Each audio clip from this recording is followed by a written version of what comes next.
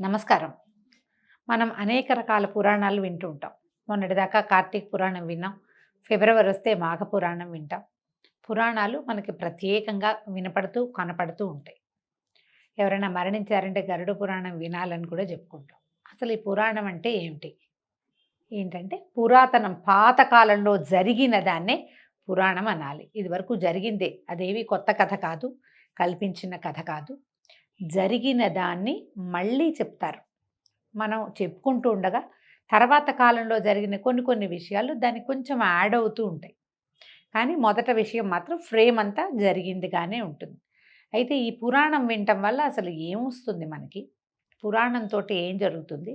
పురాణంలో ఎలాంటివి చెప్పబడ్డాయి? అసలు ఎన్ని రకాల పురాణాలు ఉన్నాయి? ఇవన్నీ తెలుసుకోవాల్సిన విషయాలే. ప్రతి పురాణము కొత్త కొత్త విషయాల్ని తెలియజేస్తుంది. ప్రతి పురాణంలోనూ ఒక దాంట్లో ఒకటి ఇంటర్లింక్డ్గా కనపడతాయి. ఈ పురాణంలో ఇలా చెప్పబడిన గాథ ఇంకో పురాణంలో కొంచెం అటు ఇటుగా మార్పుతోటి కూడా మనకి కనిపిస్తుంది. దీనికి ఎట్లా చెప్తారంటే ఇప్పుడు మనం మహాభారతాన్ని కూడా మనం పురాణాల్లో కలపకపోయినా మహాభారతాన్ని జయకావ్యం అంటారు. ఈ జయకావ్యం అనేది ప్రత్యేకంగా మనం ఒక శ్లోకంలో వింటుంటాం. నారాయణం నమస్కృత్య నరం చైవ నరోత్తమం దేవీం సరస్వతీం వ్యాసం తతో జయం ఉదీరయేత్ అని. ఈ నారాయణుడికి నరుడికి నమస్కారం చేసి సరస్వతీదేవిని వ్యాసుడిని తలుచుకుని జయం ఉదీరయ్యేత్. జయం అంటే ఈ మహాభారతానికి ఆ పేరుంది. అయితే పురాణాలన్నింటినీ కూడా జయకావ్యాలుగానే చెప్పాలి. ఎందుకంటే ఈ పురాణాలతోటి మనం సంసారాన్ని జయించగలుగుతాము. భగవంతునికి వైపుకి చేరే మార్గాలకి మెట్లుగా మనకి పురాణాలు ఉపయోగపడతాయి. అసలు పురాణాలు ఎన్ని అంటే 18 పురాణాలు మనం వింటూ ఉంటాం. 18 పురాణాల పేర్లు చెప్పమంటే ఎవరికి తెలియదు, కొంచెం కష్టం అవుతుంది. ఈ 18 పురాణాలకి ఉపపురాణాలు కూడా ఉన్నాయి. వాటి నుంచి డ్రైవ్ చేయబడి ఇంకొంచెం ఎలాబరేట్ చేయబడినవి అనమాట. అయితే దేవి భాగవతంలో పురాణాలను గుర్తుపెట్టుకునేందుకు ఒక మంచి శ్లోకం చెప్తారు చూడండి. మద్వయం భద్వయం చైవ భ్రత్రయం వ చతుష్టయం అనాపలింగ కూస్కాని పురాణాన్ని పృథక్ పృథక్. ఇది తమాషాగా ఉంది చూడండి, వివరంగా చెప్పుకుందాం. మద్వయం భద్వయం చైవ. మద్వయం మాతోటి 2 పురాణాలు ఉన్నాయి. ఏమేమి ఉన్నాయి? మత్స్య పురాణం, మార్కండేయ పురాణం. తర్వాత భద్వయం, ద్వయం అంటే 2. భాతోటి భాగవత పురాణము, భవిష్య పురాణము. తర్వాత బ్రత్రయం, బ్రాతోటి 3 ఉన్నాయి. ఈ బ్రా అనే అక్షరంతో వచ్చినవి ఏమిటి? బ్రహ్మపురాణం, బ్రహ్మవైవర్త పురాణం, బ్రహ్మాండ పురాణం. తర్వాత చతుష్టయం, వాతోటి 4 ఉన్నాయి. అవేమిటి? వరాహ పురాణం, వామన పురాణం, వాయు పురాణం, విష్ణు పురాణం. ఆ తర్వాత అనాపలింగ కూస్కాని, ఎంత బాగా చెప్పారో చూడండి. ఆతోటి ప్రారంభమయ్యేది అగ్ని పురాణం, నాతో ప్రారంభమయ్యేది నారద పురాణం. పా కదా, పాతో స్టార్ట్ అయ్యేది పద్మ పురాణం, లింతో స్టార్ట్ అయ్యేది లింగ పురాణం, గాతో స్టార్ట్ అయ్యేది గరుడ పురాణం, తర్వాత కూతో స్టార్ట్ అయ్యేది కూర్మ పురాణం, తర్వాత స్కాతో ప్రారంభమయ్యేది స్కాంద పురాణం. మొత్తం 18 చెప్పేశారు చూడండి. వాయుపురాణం స్థానంలో అక్కడక్కడ శివపురాణాన్ని స్వీకరించే సంప్రదాయం కూడా ఉంది. వాయుపురాణాన్ని శివపురాణం అని చెప్తారు. అయితే ఇక్కడ మనం చదువుకుంటున్న పుస్తకంలో అది కూడా అలాగే రాసుందనమాట. ఈ భాగవతం విషయంలో కొంతమంది దేవి భాగవతాన్ని, మరికొందరు విష్ణు భాగవతాన్ని తీసుకుంటారు. దేవి భాగవతము దీంట్లోనే ఉంది. మనం అనుసరించే సాంప్రదాయాన్ని బట్టి దేవి భాగవతాన్ని లేదా కృష్ణ భాగవతాన్ని స్వీకరించే విధానం కనిపిస్తుంది.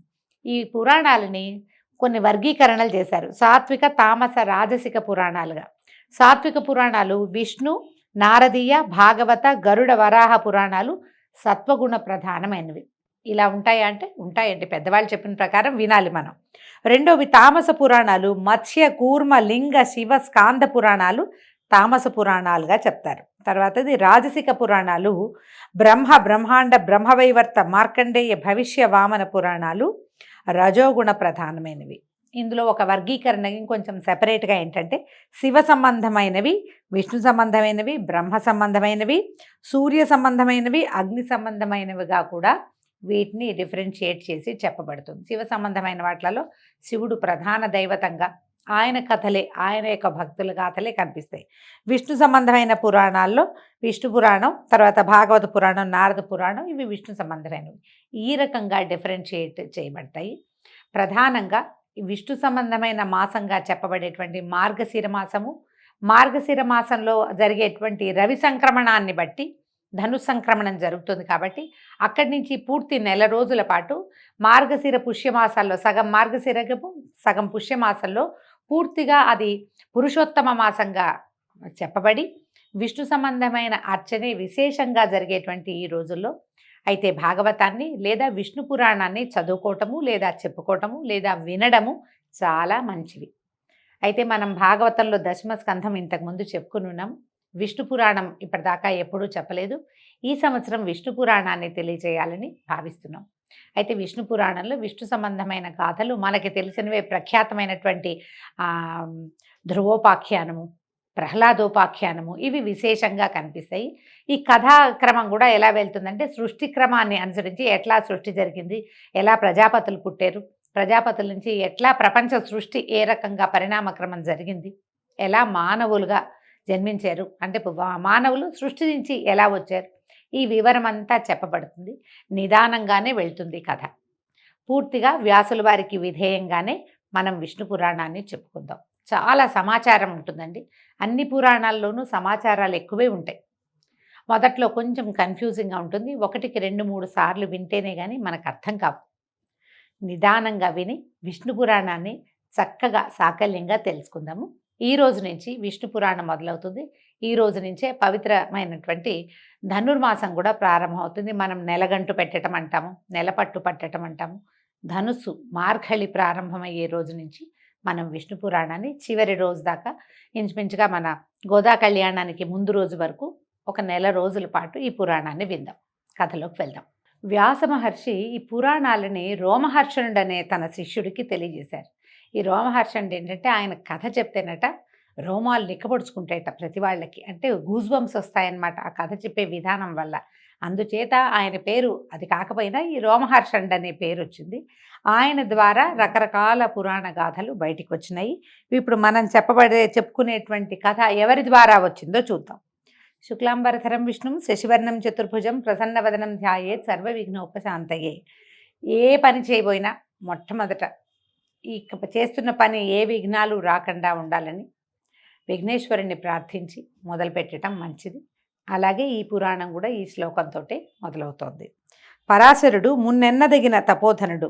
పరాశరుడు అనే ఆయన అందరు మహర్షుల్లో మొట్టమొదట చెప్పుకోవాల్సిన వాడు. ఈ పరాశరుడి మాట ప్రతి వాళ్ళకి తెలుసు. ఈ పేరు ఎక్కడి నుంచి వచ్చిందంటే మనం విష్ణుదాసనామం చదివేటప్పుడు వ్యాసం వశిష్ఠ నప్తారం శక్తే పౌత్రమకల్మషం పరాశరాత్మజం వందే శుకతాతం తపోనిధిం అని చెప్తాం. వ్యాస భగవానుడి యొక్క తండ్రి పరాశరుడు. ఆయన గురించి చెప్తున్నారనమాట. తల్లి కడుపులో ఉన్నప్పుడే వేదశాస్త్రాది విద్యలు క్షుణ్ణంగా నేర్చుకున్న విద్యావంతుడు ఆయన. చిన్నతనంలోనే తపశక్తితోటి రాక్షస సంహారం చేసినవాడు. బ్రహ్మమానస పుత్రుడైన పులస్త్య బ్రహ్మ వలన దివ్యజ్ఞాన శక్తిని పొందాడు. పద్మాక్షుని పాదపద్మ భక్తికి జీవితాన్ని అంకితం చేశాడు. పూర్తిగా విష్ణు భక్తి పరాయణుడే ఈ పరాశరుడు. దివ్యతేజో విరాజమానుడు. అయితే ఇంతటి మహానుభావుడైన పరాశరుడే గురువుగా మైత్రేయుడనే ఆయన వేదశాస్త్రాలు అభ్యసించి శుశ్రూష చేస్తూ ఒకనాడు ప్రభాతకాల కృత్యాలు నిర్వర్తించి సుఖాసీనుడై ఉన్న గురువుకి నమస్కరించి ఇలా అడిగాడట. గురుదేవా, నీ అనుగ్రహం వల్ల వేదాలు శాస్త్రాలు క్షుణ్ణంగా తెలుసుకున్నాను, జ్ఞానధనం పొందిన అదృష్టవంతుణ్ణయ్యాను. ఇక ఒక్కటి అడగాలనుంది, దానికి సమాధానం సర్వజ్ఞుడవైన నువ్వే చెప్పగలవు, తెలియచేయి నాయనా అని అడిగి ఏమడిగాడు? అన్ని లోకాలలో ఆధారమై వెలసిల్లే దేవుడెవరు?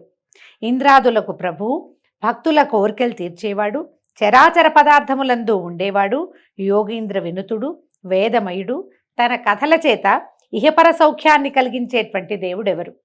విజ్ఞాన ప్రదాత, భువన నిర్మాత, భర్త, సంహర్త అయిన ఆ దేవుని గురించి తెలుసుకోవాలని నా కోరిక. చదువు అయిపోయిన తర్వాత, అంటే మనకి ధనాన్నో ఏదో ఒకదాన్ని సంపాదించి పెట్టేది అయిన తర్వాత, వచ్చేసిన తర్వాత మనం ఎవరము, ఎక్కడి నుంచి వచ్చాము, మనకి ఏది ఆధారభూతమైంది అని తెలుసుకోవాల్సిన అవసరం ప్రతి విద్యార్థికి ఉన్నదట. పురాణాల్లో ఇది ప్రత్యేకంగా చెప్తారు. ఈ చదువుకోవాల్సిన విద్యలన్నీ పూర్తయిన తర్వాత అప్పుడు మోక్ష విద్యని గురించి తెలుసుకోమంటారు. ఇది విధానం అనమాట. లైన్ ప్రకారం వెళ్ళాలి. 1-2 ఒంట్లో వచ్చిన తర్వాతే కదా కూడికలు హెచ్చవేతలు చెప్పేది. అందుకని తనకి జ్ఞానం లభించవలసినంత లభించిన తర్వాత మోక్ష జ్ఞానాన్ని గురించి తెలుసుకోవటం కోసం ఎవరి వల్ల ఈ ప్రపంచం నడుస్తోంది, ఏ దేవుడి వల్ల అని ప్రశ్నించాడు. అలాగే ఇంకా అడుగుతున్నాడు, పృథివ్యాది భూత ప్రమాణాలు, సప్త సముద్ర విస్తారము, సప్తద్వీప వృత్తాంతము, సప్త కులపర్వతాల విషయము, సూర్యాది గ్రహతారక సంచారము, దేవాది చతుర్విధ భూత సృష్టి, చతుర్దశమన్వంతర వృత్తాంతము, 4 యుగాల ప్రమాణము, కల్ప విషయము, యుగధర్మాలు, దేవర్షుల చరిత్రలు, రాజవంశ చరిత్రలు, వేదశాఖ ప్రమాణాలు, బ్రాహ్మణాది వర్ణధర్మాలు, బ్రహ్మచర్యము మొదలైనటువంటి 4 ఆశ్రమాల పద్ధతి వినాలని ఉన్నది, సెలవియవలసిందని మనవి అని అడగగా పరాశరుడు పరమానంద హృదయుడై ఇలా చెప్పాడు. ఏ గురువుకైనా శిష్యులకి తెలుసుకోవాలన్న ఆసక్తి ఉంటే గురువులకి పరమానందంగానే ఉంటుంది. తనకు తెలిసిన ప్రతి విషయాన్ని తన విద్యార్థికి, తన శిష్యుడికి తెలియజేయాలని ప్రతి గురువు భావిస్తాడట. అందుకని ఆయన ఏం చెప్తున్నాడు, మైత్రేయ చాలా మంచి విషయం అడిగావు, నాకు ఇదంతా తెలుసు, నీకు వివరంగా చెప్తానన్నాడు. పరాశరుల వారు సెలవిస్తున్నారు. ఆయన చెప్తున్నారు, మా చిన్ననాడు ఒకప్పుడు పులస్త్య బ్రహ్మ వచ్చి నన్నెంతో ఆదరంగా చూసి నువ్వు పురాణకర్తవవుతావు అని వరం ఇచ్చి వెళ్ళిపోయాడు. ఆ వరప్రభావం వల్ల పౌరాణిక విషయమంతా నాకు స్వాధీనమైంది, దానిని వివరిస్తాను విను అనగా మైత్రేయుడు అన్నాడు, ఆచార్య, పురాణకర్తగా నిన్ను పులస్త్యుడు అనటానికి కారణం ఏమిటి అని అడిగితే ఇలా చెప్తున్నారు. పూర్వము విశ్వామిత్రుడు పగబట్టి మా తాత కొడుకులను 100 దారుణంగా చంపించాడు రాక్షసుల చేత. పరాశరుని యొక్క తన తాత కొడుకు తండ్రులని, నాన్నల్ని, బాబాయిల్ని చంపించాడు. మా తండ్రి శక్తి వారితోనే మరణించాడు. ఇప్పుడు వ్యాసం వశిష్ఠ నప్తారని చెప్పుకున్నాం, శక్తేహే పౌత్రం అకల్మషం అని. శక్తి యొక్క పౌత్రుడు వ్యాసుడు, అంటే వశిష్ఠుని యొక్క కుమారుడు శక్తి. వశిష్ఠుడితోటి వైరం వచ్చి విశ్వామిత్రుడు ఏం చేశాడు, వశిష్ఠుల వారి సంతానం మొత్తాన్ని సంహరించాడు, రాక్షసుల సహాయంతో చేశాడట. ఈ పురాణం ప్రకారం ఈ గాథ చెప్తున్నారనమాట. అప్పటికి నేను తల్లి కడుపులో ఉన్నాను, అంటే శక్తి మరణించే నాటికి ఆయన కుమారుడు జన్మించల, గర్భస్థ శిశువుగా ఉన్నాడు ఈ పరాశరుడు. వేదశాస్త్రాదులు నాకు వశమయ్యాయి, కొన్నాళ్లకి జన్మించాను. పెద్దవాడనే తపశ్చర్యలో ఉండగా మా అమ్మ దృశ్యంతి నా వద్దకు వచ్చి చెప్పింది. పరాశరుడి తల్లి పేరు దృశ్యంతి అట. నీ తండ్రిని నిష్కారణంగా రాక్షసులు వచ్చి దారుణంగా సంహరించారు. నిగ్రహించడం, అనుగ్రహించడం అనే శక్తులు కలవాడవై శత్రు సంహారం చేయకపోవటాన్ని ఏమనాలి నాయనా అని నిందాస్తుతిగా, నీకు అన్నీ వచ్చు కానీ నువ్వేం చేయటం లేదు అని అన్నది. అనేసరికి నేను వెంటనే అథర్వ మంత్రాలతోటి రాక్షస సంహార యజ్ఞాన్ని ప్రారంభించాను. నా మంత్రాల ధ్వనికి లోకం అల్లల్లాడిపోయింది. సురులు ఆనందంగా, అంటే దేవతలంతా ఆనందించారట, ఆనందంగా జయధ్వనులు చేశారు. ఆ రాక్షస సంహార యజ్ఞంలో లెక్కకు మిక్కిలిగా రాక్షసులు మరణించారు. యుద్ధం చేయటం కాదండి, యజ్ఞంతో సంహారం జరిగింది. మనకి సర్పయాగం తెలుసు, జనమేజయుడు చేశాడు. ఈయన పరాశరుడు రాక్షస సంహార యజ్ఞం చేశాడట.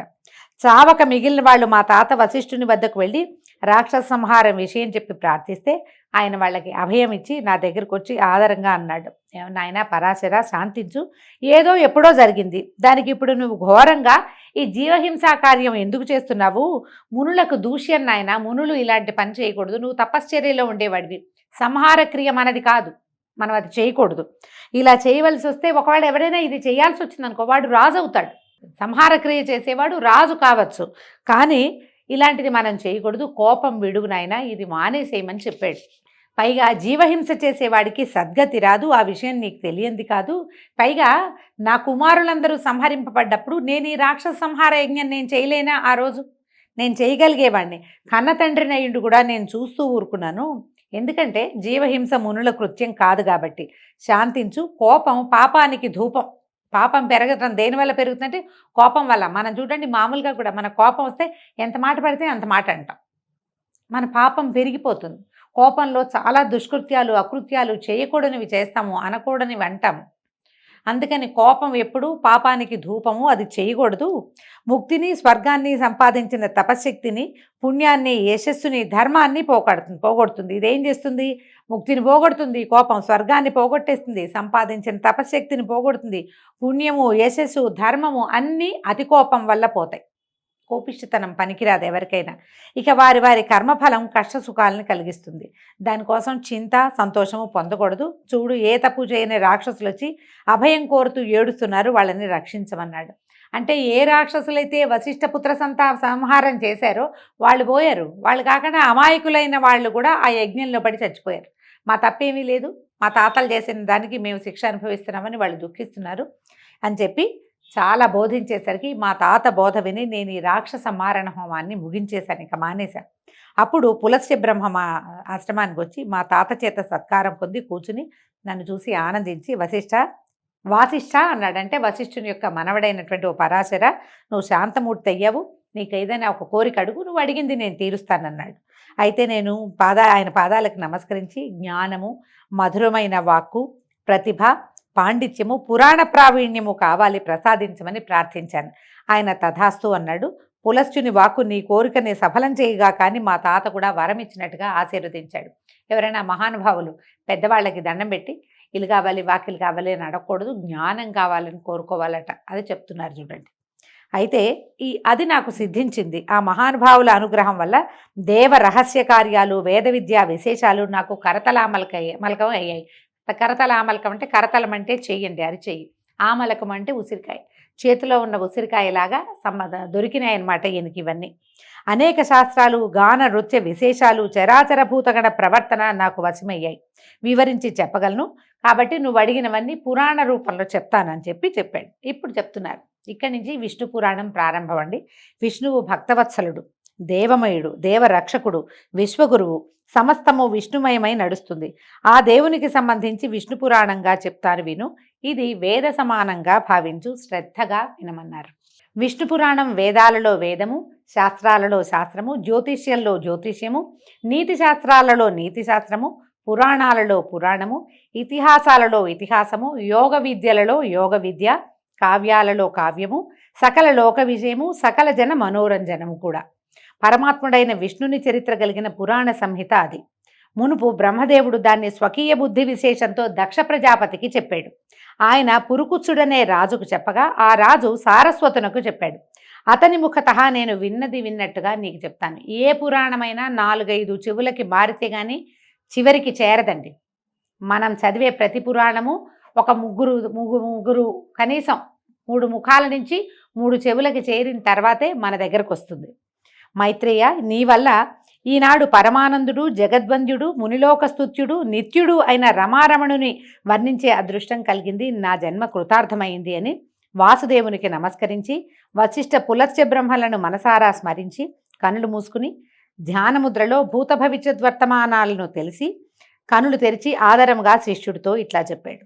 జగములు తనలోన జగములలో తాను ఉన్నందువలన విష్ణువుని ప్రాజ్ఞులు వాసుదేవుడు అని అన్నారు. మనం వాసుదేవుడు అనగానే కృష్ణ పరమాత్మను తలుచుకుంటామండి. వసుదేవస్య అపత్యం పుమాన్, వసుదేవుని యొక్క కుమారుడైన వాసుదేవుడని చెప్పుకుంటాం కానీ కాదు. పరవాసుదేవుడు అంటే ఈయన ప్రపంచంలో ఉంటాడు, ప్రపంచము తనలో ఉంచుకుంటాడు. ఆ ఉంచుకున్న స్వరూపాన్నే పరవాసుదేవ తత్వము అంటారు. ఈయన్ని వాసుదేవుడుగా మనం అభివర్ణిస్తూ చెప్పుకుంటాం. మీరు గమనించండి, కొంచెం ఆలోచిస్తే మనకు తెలుస్తుంది. మన కథలలో ధ్రువోపాఖ్యానంలో వాసుదేవ మంత్రాన్ని ఉపదేశించారు ధ్రువుడికి. ఇప్పుడు ధ్రువుడి కథ మనం కృతయుగంలో తెలుసుకుంటే, కృతయుగం తర్వాత త్రేతాయుగం తర్వాత ద్వాపర యుగంలో మనకి శ్రీకృష్ణ పరమాత్మ జన్మించాడు. ద్వాపర యుగంలో జన్మించిన శ్రీకృష్ణ పరమాత్మని మనం వాసుదేవ అంటే, ఈ వాసుదేవుడు కృతయుగంలో ఎలా ఉన్నాడు అంటే కృష్ణ పరమాత్మ కాదనమాట, పరతత్వమైన వాసుదేవుడి గురించి చెప్పబడుతుంది అనమాట. అందుకని విష్ణువు స్వరూపాలలో ఆయన నామధేయాలలో ఉన్న వాసుదేవ తత్వము ప్రపంచమంతా నిండి ఉన్న వ్యాపనశీలుడైనటువంటి విష్ణువుని గురించే చెప్పబడింది. ఈ వాసుదేవుడు అంతా తన రూపమై చరాచరములు ఉంటాయి. ఆయన తన రూపాన్ని గనక ఉపసంహరించుకుంటే సర్వము శూన్యమైపోతుంది. అప్పుడు వాసుదేవుడు కాలపురుషుడవుతాడు. కాలం వాసుదేవుని లీలాస్వరూపంగా కనపడుతుంది. ఆ రూపమే పగలుగా రాత్రిగా కూడా ఉంటుంది. ఆద్యంతాలు లేక విశ్వమయుడైన వాసుదేవుడు అనగా కాలపురుషుడనగా నిర్వచించి ముందు వెనకలు చెప్పటం వేదాలకు కూడా సాధ్యం కాదు. విత్తు ముందా చెట్టు ముందా అంటే ఏది ముందు ఏది వెనక ఎవరు చెప్పగలుగుతారు? ఆయన ముందా ఇది ముందా అనేది అసలు చెప్పలేం మనం. ఈ వాసుదేవ స్వరూపము కాల ప్రవృత్తి.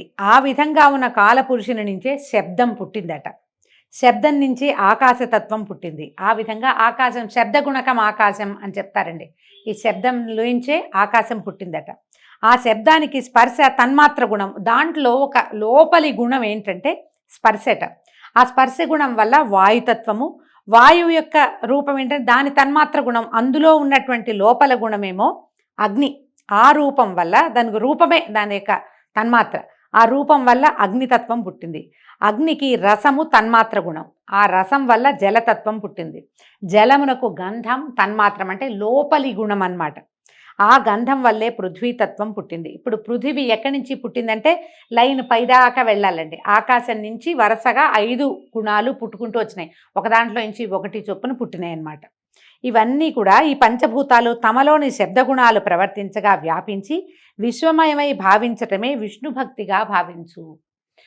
విష్ణువు ఎక్కడున్నాడంటే ఆయనలోంచి పుట్టిన, అందులోంచి పుట్టిన, అందులోంచి పుట్టిన ఈ 5 గుణాలు అన్నిట్లలోనూ కూడా పృథివ్యప్తేజో వాయురాకాశాది పంచభూతాలలో కూడా విష్ణువు వ్యాపనశీలుడుగా ఉన్నాడు. ప్రపంచంలో ఆయన లేని చోటే లేదు. ప్రహ్లాద తత్వంలో ఇది మనకి కనపడుతుంది. అతను చెప్తాడు, ఇందుగలడు అందు లేడని సందేహము వలదు చక్రి సర్వోపగతుండు అని. ప్రతి చోట ఉన్నాడు ఆయన. ఎందుకున్నాడంటే ఆయనలోంచే ఇవన్నీ పుట్టుకుంటూ వచ్చాయి కాబట్టి. పృథివ్యప్తేజో వాయు ఆకాశములనే పంచభూతాలు, శబ్ద స్పర్శ రూప రసగంధ పంచకము, త్వక్చక్షు శ్రోత జిహ్వ ఆఘ్రాణములు అనేటువంటి బుద్ధీంద్రియాలు 5, వాక్పాణిపాద పాయు ఉపస్థలనే కర్మేంద్రియాలు 5, మనోబుద్ధి అహంకారాలతో రాజసిక తామసిక సాత్విక గుణాతిశయంతో ప్రజా సృష్టి విస్తరిల్లింది. ఇవన్నీ కూడా మన శరీర అవయవాల సంగతి చెప్తున్నారండి. చూద్దాం, నిదానంగా చెప్పుకుందాం. పృథివ్యప్తేజో వాయువు ఆకాశం అంటే పృథివీ అంటే భూమి, అప్ అంటే నీరు, తేజస్ అంటే అగ్ని, వాయువు ఆకాశము. ఈ 5 నుంచి వీటికి శబ్దము, స్పర్శ, రూపము, రసము, గంధము అనేటువంటి 5 లక్షణాలు ఉన్నాయి.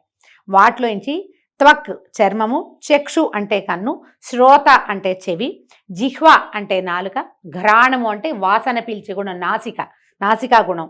ఇవి బుద్ధీంద్రియాలు 5. తర్వాత వాకు పాణి పాయు ఉపస్థ, వాకు మాట్లాడే గుణము, పాణి పాదములు చేతులు కాళ్ళు, పాయువు ఉపస్థ మన తాలూకు అంతరింద్రియాలు అంటే ఏమైనా విసర్జకావయవాలు, అవి కర్మేంద్రియాలు 5.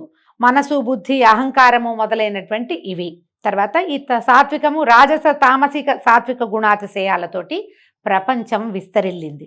ఇది ఆదిభూత విధం. మొట్టమొదట ప్రపంచం ఏర్పడింది ఇట్లా, ఈ గుణాల ద్వారా ఏర్పడింది. ప్రపంచం అంటే ఒక దేహం అనుకుంటే ఆ దేహధారి లక్ష్మీ వసుధారమండైనటువంటి కేశవుడు. ప్రపంచమంతా విష్ణు స్వరూపమేనని చెప్తున్నారు. కాబట్టి ఆ ప్రభువువి కానివి ఏవీ లేవు. చరాచర స్థితులన్నీ లక్ష్మీపతి లీలలుగానే గ్రహించాలి. ఈ విధంగా శ్రీపతి విశ్వమంతా తానే అయి వాసుదేవుడుగా అయ్యాడు. ఇక బ్రహ్మాండ సృష్టి గురించి చెప్తున్నారు. పరమాత్ముడు పంచభూతమయుడు బ్రహ్మణ్యుడు తానే అయి హరినారాయణుడై పాలకడలిలో శేషసాయిగా ఉన్నప్పుడు అతని రాజస ప్రవృత్తి సృష్టిక్రియను సాగించింది. ఒక నీటి బుడగను పోలి అండం ఒకటి ఉద్భవించింది. ఇప్పుడు చూడండి, మన సృష్టి కూడా అండంతోటే, ఫిమేల్ ఎగ్గుతోటే మన సృష్టి కూడా వస్తుంది. ఈ మొదట ఒక అండం వల్లాంటి ఒక స్వరూపంతో సృష్టి మొదలైందట. క్రమంగా అది గాఢాంధకారంలో పెరిగింది ఆ పుట్టిన అండం. అయితే ఈ అండం మీద గాఢాంధకారం పెరిగిపోయి జలము, అగ్ని, వాయువు, ఆకాశాలు దాని పైభాగంలో ఆవహించి ఉన్నాయట. ఈ 4 భూతాలు ఒక్కొక్కటి 5 సార్లు కలవగా ఆ అండం మరింతగా పెద్దదై ఉబికింది. ఆ అండంలోంచి ఆ నారాయణుని రాజసమూర్తి అయి సృష్టికర్తగా బ్రహ్మ అనే ఒక దివ్యమూర్తి సంభవించాడు. ఆ బ్రహ్మ చరాచర సృష్టికర్త కాగా సాత్వికమూర్తిగా విష్ణువు పోషిస్తూ ఉండటం, తామసమూర్తిగా రుద్రుడుగా చరాచర ప్రళయం చేయటం జరుగుతూ ఉంది. ఇలాగా బ్రహ్మాండ ప్రళయాలు విష్ణులీలలుగా ఎన్నో జరిగాయి. అలాంటి నారాయణుని మహిమ ఆ చతుర్ముఖ బ్రహ్మ కూడా తెలిసి చెప్పలేడు అని చెప్పగా మైత్రేయుడు ఇలా అడుగుతున్నాడట, ఆచార్య, విష్ణువుని నిర్గుణుడని వేదాలు చెప్తాయి.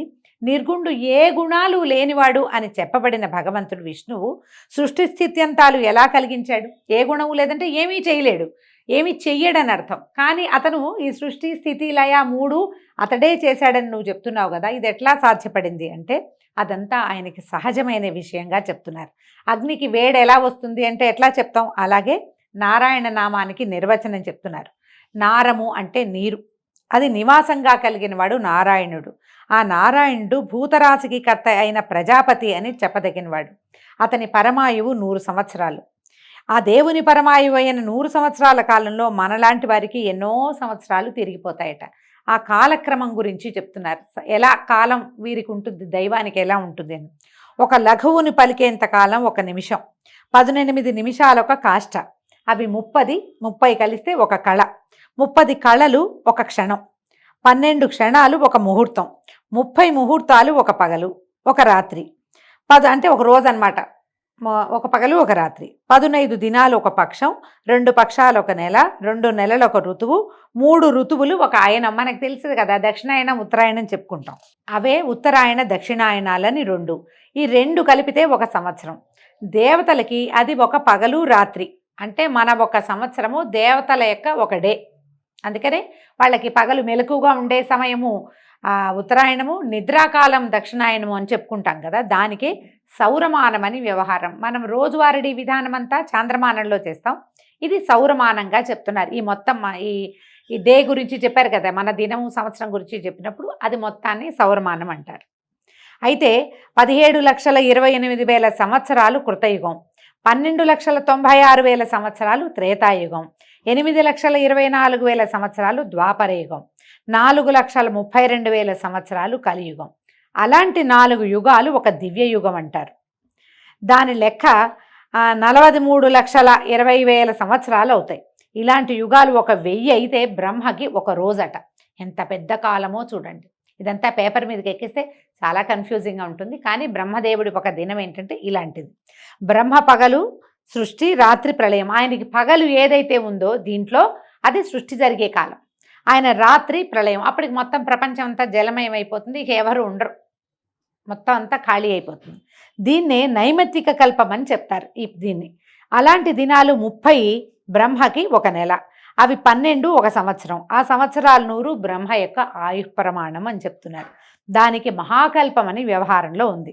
దానికి పూర్వార్ధానికి పద్మకల్పమని, ఉత్తరార్ధానికి వరాహకల్పమని సంజ్ఞలు. ఇప్పుడు మనం శ్వేతవరాహ కల్పంలో ఉన్నాం. మనం చెప్తాం శ్వేతవరాహ కల్పే వైవస్వతమనంతరే కలియుగే ప్రథమపాదే జంబూద్వీపే అని సంకల్పం చెప్పుకునేటప్పుడు మనకి తెలియకుండానే మనం ఏ మన్వంతరంలో ఉన్నామో వివరంగా చెప్పేసుకుంటాం. వరాహ కల్పంలో ఉన్న ఆదివరాహ కల్పం మనది. ఇవి కాలగతులు అని చెప్పగా మైత్రేయుడు, సరే పద్మాసనుడు లోకాన్ని సృజించిన విషయాన్ని చెప్పండి. అయితే సరే, ఇప్పుడు బ్రహ్మదేవుడు పుట్టాడు, అది కదా చెప్పుకున్నాం. ఈ అండంలో నుంచి బ్రహ్మదేవుడు పుట్టుకొచ్చాడు. ఇప్పుడు ఈయన సృష్టిని ఎలా చేశాడో చెప్పమని మైత్రేయుడు అడిగితే పరాశరుడు ఇలా చెప్తున్నాడు. కడచిన కల్పం అంటే ముందు వెళ్ళిపోయిన కల్పం తాలూకు చివరి దశ యందు నిశియందలి రాత్రి నుంచి నారాయణ ధ్యానపరాయణుడై మేల్కొని బ్రహ్మ పరమశూన్యమైన లోకాన్ని చూసి నారాయణ సాత్వికమూర్తే, నారాయణుడు సాత్వికమూర్తే, అంతకు ముందట మత్స్యకూర్మ అవతారాల్లాగా వరాహ రూపం ధరించి అగాధమైన సముద్రంలో మునిగిన భూమిని ఉద్ధరించే సంకల్పంతో సముద్రంలో ప్రవేశించి ఘర్ఘర ధ్వనితో ఉప్పొంగి దంశ్రాగ్రంతో అవలీలగా పూబంతిని ఎత్తినట్టు మీదకి ఎత్తాడు. ఇంత బాగా చెప్తే ఇదేమిటి అనిపిస్తుంది. అయితే ఏమైంది, భూమి అంతా మునిగిపోయింది. దానిని వరాహ స్వరూపంతో స్వామివారు విష్ణుమూర్తి పైకి లేవదీశాడట.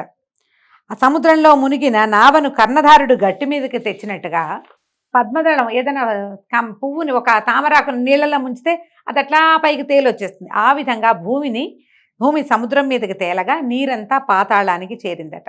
అలాగ భూమిని సముద్రం పైకి నిలిపి నలువైపులా కొండల నుంచి ఇక్కట్లు కలక్కండా, దానికి ఏ సమస్య రాకుండా ఆది కూర్మని శేషుణ్ణి కింద నుంచి భూమిని విశ్వమంతటా భద్రంగా ఉంచటానికి తన శక్తిని ప్రసరింపజేసిన మహానుభావుడు ఆ పద్మాక్షుడే. భగవంతుడైన విష్ణుమూర్తి ఏం చేశాడు, భూమిని సముద్రంలోంచి ఉద్ధరించి నీళ్లలోంచి ఉద్ధరించి పైకి పెట్టి తనకి కాపలాగా కొన్ని పర్వతాలని కాపలా ఉంచి మునిగిపోకుండా, అందుకని పర్వతాలని కొండలని భూభరాలంటారు, భూమిని మోస్తాయట. అక్కడి నుంచి ఆదివరాహాన్ని కూడా కింద నుంచి ఉంచి 1000 పడగలు ఉన్నటువంటి ఆదిశేషుడిని కూడా తన భూమికి కాపలాగా తన పడగల మీద ఆనుకుని ఉండేలాగా ఏర్పరిచినటువంటి ఆ పరమశక్తి ఈ పద్మాక్షుడే, వాసుదేవుడే అని చెప్తున్నారు. ఈ విధంగా భూమిని ఎట్లా ఉద్ధరించారు, ఎట్లా బ్రహ్మదేవుడి సృష్టి ప్రారంభమవుతుందో ఈ తొలి భాగంలోని మనం తెలుసుకున్నామండి. రేపు ఉదయం 2వ భాగంలో బ్రహ్మ సృష్టి ఎలా ప్రారంభమైంది, ప్రజాపతులు ఎలా జన్మించారు, వారి సంతానం ఏ విధంగా మన వరకు ఈ కథ ఎలా నడిచిందో రేపటి భాగంలో తెలుసుకుందాం. నమస్కారం.